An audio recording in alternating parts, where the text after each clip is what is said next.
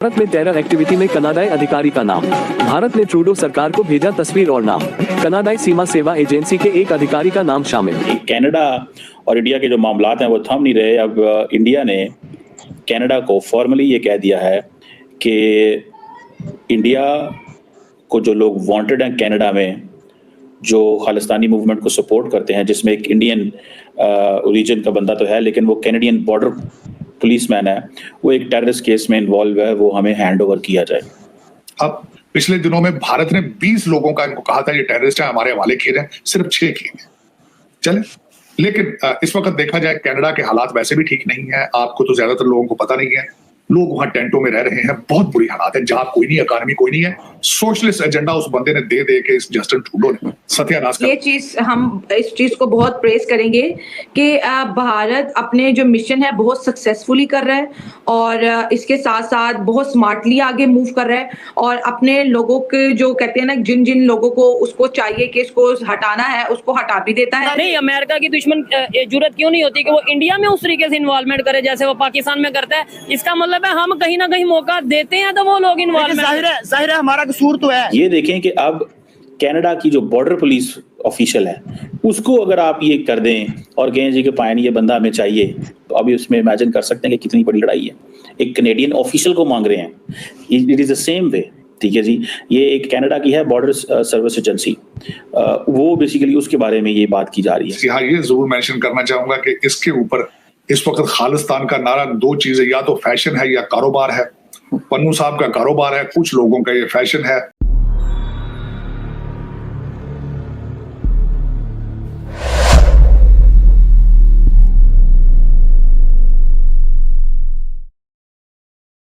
के रवैये पर भारत ने कड़ा रुख अपनाते हुए बड़ा एक्शन लिया है।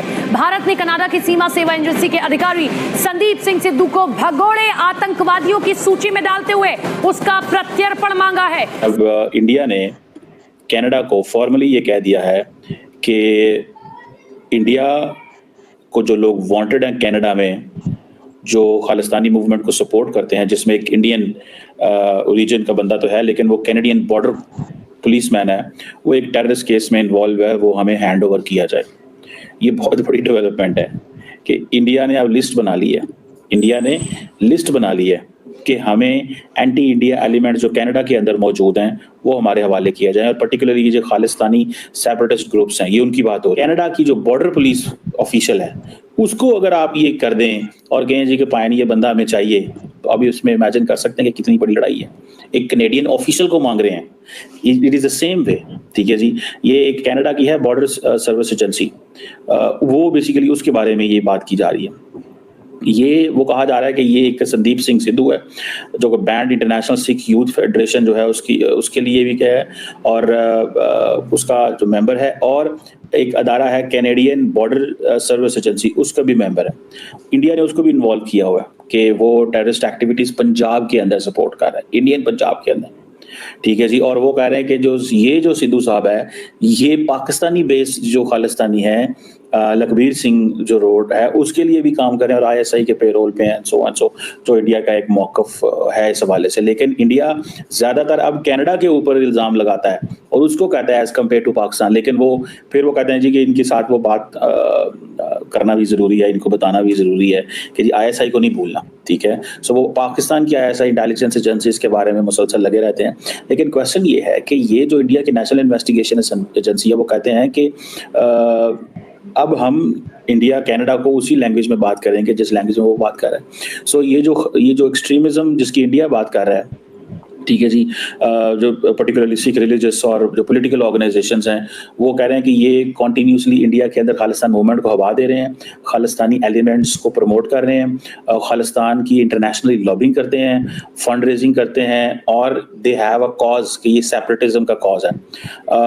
और इसमें फिर ये था कि इनमें से कुछ लोग ऐसे हैं जो इंडिया के अंदर वायलेंस में इन्वॉल्व है। ठीक है ना जी, सो एक वर्ल्ड सिख ऑर्गेनाइजेशन है, हालांकि ये जो वर्ल्ड सिख ऑर्गेनाइजेशन के बारे में कहा जाता है कि ये सिविल राइट्स और सोशल जस्टिस ये वो करती है, लेकिन इंडियन जो गवर्नमेंट है वो कहती है कि इनके वर्ल्ड सिख ऑर्गेनाइजेशन के ताल्लुकात जो है वो सेपरेटिस्ट हैं।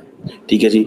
इसी तरह सिख फॉर जस्टिस मेरा ख्याल है ये पन्नू का है, वो भी इसमें है। फिर ये इंडिया ने अब सारा का सारा जो केस बनाना शुरू कर दिया है टेररिज्म, मिलिटेंसी, एक्सट्रीमिज्म, सेपरेटिज्म के ऊपर है, और वो कह रहे हैं एंड देन ऑर्गेनाइज क्राइम, जो कि वो कह रहे हैं कि कनाडा में लोग बैठ के यहाँ पे सपोर्ट कर रहे हैं। सो ये चीज़ जो है ये फिर हमने देखा कि बरतानिया के अंदर जो कॉन्सुलेट्स थे, उन कॉन्सुलेट्स के ऊपर झंडे लहराए गए Khalistani.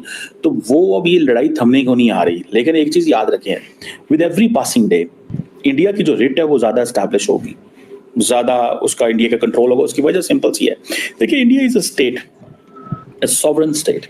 You cannot challenge the writ of the sovereign state and you have to address the concerns of a sovereign state. अब इंडिया अगर ये कहता है कि जी टेररिस्ट फाइनेंसिंग हो रही है and we can implicate Canada in FATF, financial action task force में वो लेके आ सकते हैं कि वो इंडिया कनाडा के ग्रुप इंडिया के अंदर टेररिज्म फाइनेंसिंग कर रहे हैं। इसमें कैनेडियन गवर्नमेंट इन्वॉल्व नहीं होगी, लेकिन वहां पे इंडिविजुअल्स हैं। So for that matter Canada needs to take an action. अब पिछले दिनों में भारत ने 20 लोगों का इनको कहा था ये टेररिस्ट है, हमारे हवाले किए हैं, सिर्फ 6 किए। चले, लेकिन इस वक्त देखा जाए कनाडा के हालात वैसे भी ठीक नहीं है। आपको तो ज्यादातर लोगों को पता नहीं है, लोग वहां टेंटों में रह रहे हैं, बहुत बुरी हालात है, जॉब कोई नहीं, इकॉनमी कोई नहीं है। सोशलिस्ट एजेंडा उस बंदे ने दे के इस जस्टिन ट्रूडो ने सत्यानाश कर दिया। उसकी वजह भी यही, इसी वजह से उनके ऊपर वोट ऑफ नो कॉन्फिडेंस भी होता, लोग बेजार हैं। चले, जाती दफा उन्होंने खालिस्तान का ऐलान कर दिया हो, भारत को मुबारक हो। और दूसरा मैं इसकी यहाँ ये जरूर मेंशन करना चाहूंगा कि इसके ऊपर इस वक्त खालिस्तान का नारा 2 चीजें, या तो फैशन है या कारोबार है। पन्नू साहब का कारोबार है, कुछ लोगों का ये फैशन है। हमारे पप्पू गांधी आए थे, वहां पे उल्टी सीधे बातें करके गए थे। मैं खुद आई विटनेस गवाह हूँ इस चीज का, जब भी भारत गया हूँ और मंदिर साहब गया हूँ। मेरे भाइयों जैसे भाई जो है खुद सरदार है, मुझे नजर नहीं आता कि six have any problem in India. चले, कारोबार है, फैशन है, एंजॉय करना चाहिए। ड्राइंग रूम की हद तक तो ठीक है। हाँ, या एक जरूर बात करना चाहूंगा, पाकिस्तान के अंदर भी इस वक्त शरारत करने वाले, तेल के ऊपर तीली फेंकने वाले सारे यूके बैठे हैं, अमेरिका। यही रवाज है खालिस्तान का भी।